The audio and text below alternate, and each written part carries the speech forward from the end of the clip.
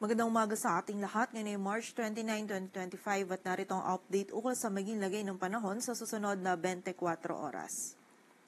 Makikita natin ngayon dito sa ating satellite animation itong mga kaulapan sa silangan ng Southern Luzon at Visayas, kung saan ito po mga kaulapan nito ay dulot ng easterlies o yung mainit na hangin mula sa dagat Pasipiko, at itong easterlies po yung magdudulot ng mga pag-ulan ngayong araw sa malaking bahagi ng Southern Luzon, maging dito sa Eastern Visayas at dito rin sa bahagi ng Metro Manila ngayong umaga. So pag-iingat po para sa ating mga kababayan sa posibilidad ng mga pagbaha at pagguho ng lupa. Samantala, yung malaking bahagi naman po ng ating bansa ay patuloy ding makakaranas ng mainit na panahon, lalong-lalo na sa tanghali, at meron ding posibilidad ng mga isolated na mga pag-ulan dulot ng easterlies. And sa kasalukuyan, wala po tayong minomonitor na bagyo or low pressure area na maaaring makaapekto dito sa ating bansa, at itong easterlies nga po yung patuloy pa rin na magdudulot ng mga pag-ulan dito sa ilang bahagi ng Eastern Visayas at ilang bahagi din ng Mindanao sa mga susunod na araw.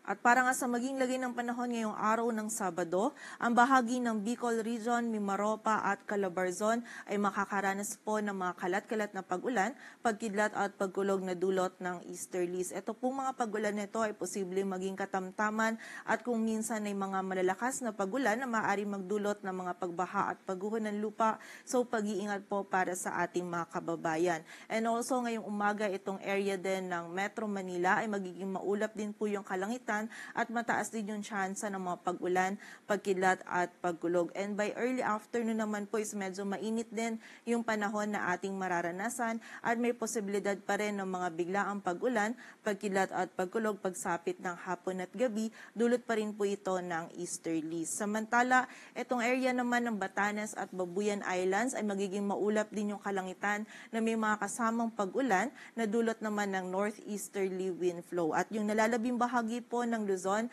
ay patuloy nga magiging bahagyang maulap hanggang sa maulap yung kalangitan, at mainit pa rin po yung panahon na mararanasan lalong-lalo na sa tanghali, at meron pa rin posibilidad ng mga pag-ulan o yung mga biglaang pag-ulan, pagkidlat at pagkulog dulot po ng mga thunderstorms. Agwat ng temperatura dito sa Metro Manila ay mula 24 to 33 degrees Celsius, sa Tagaytay ay 23 to 32, sa bahagi ng Baguio ay 17 to 26, sa Lawag ay 25 to 32, samantala sa Tuguegarao ay 24 to 34, at sa Legazpi naman ay 25 to 29 degrees Celsius.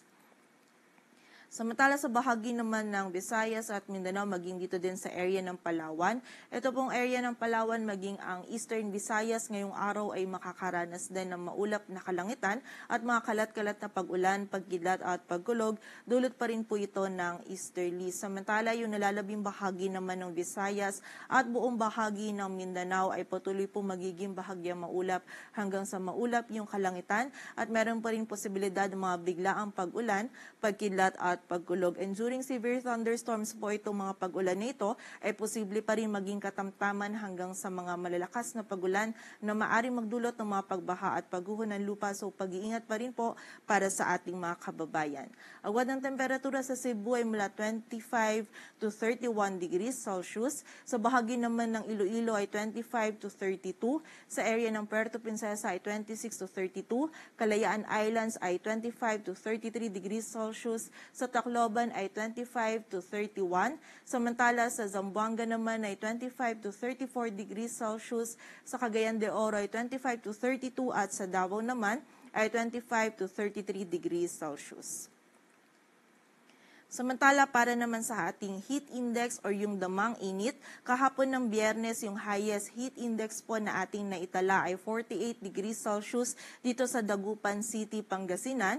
Sinundan po ito ng 42 degrees Celsius sa Bacnotan, La Union at sa Etiague, Isabela. Samantala, dito naman sa Metro Manila, kahapon yung naitala nating heat index ay mula 37 hanggang 41 degrees Celsius. At ngayong araw naman po, yung heat index forecast natin dito sa Metro Manila ay mula 38 to 40 degrees Celsius, at yung highest naman is 46 degrees Celsius sa Dagupan City, Pangasinan, and 42 naman sa Cotabato City, Maguindanao, maging sa General Santos City, South Cotabato. So generally po, Patuloy nga mainit pa rin yung panahon na ating